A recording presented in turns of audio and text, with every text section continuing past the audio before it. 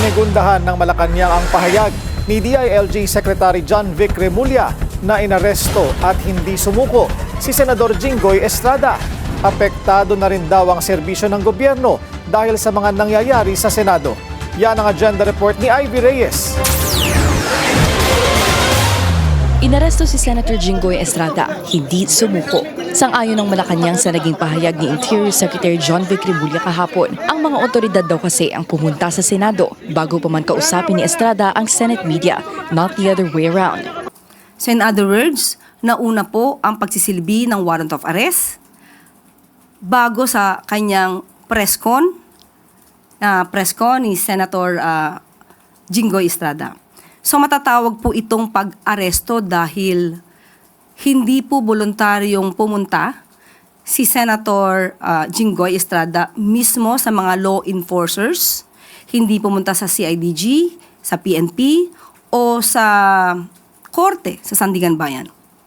So tama po ang pananaw ni Secretary John Vic na hindi po ito voluntary surrender kung hindi pag-aresto. Pero hindi naman daw obstruction of justice ang ginawang pagharang ni Senate President Alan Peter Cayetano kay Secretary Remulla dahil hindi naman niya itinago si Estrada. Nagkataon lang daw na siya ang Senate President at naninindigan ng SP na hindi naman para kay Estrada ang kanyang pagtutol kundi para sa institusyon ng Senado. Sa pagliba naman ng majority senator sa sesyon kahapon, bagaman tama lang daw na samahan si Estrada bilang kaibigan, hindi ibig sabihin ay tama rin ang talikuran ang mandato para lang sa ganitong klaseng issue. Sa ngayon, alam naman po natin kung ano yung mga priority bills, hindi lang dalawa, hindi lang isa, hindi lang tatlo, marami po. Pero kung ganito po nangyayari sa Senado, mahihirapan po talaga.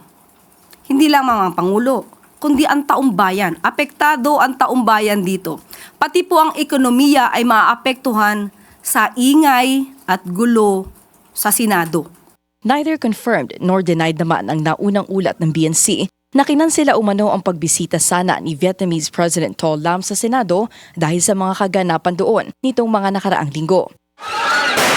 Ayon sa palasyo, bagaman agaw atensyon sa international stage ang nangyaring barilan at paghabol kay Senator Bato de la Rosa, hindi naman naging usapan ang domestic politics sa pagbisita ni President To at sa state visit ni PBBM sa Tokyo noong nakaraang linggo.